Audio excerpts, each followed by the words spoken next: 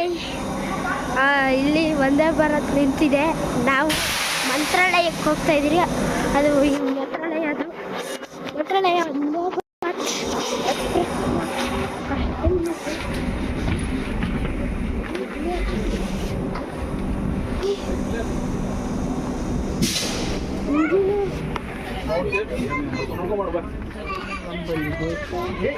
ನೋಡಿ, ಇದು ನನ್ನ ಸೀಟು.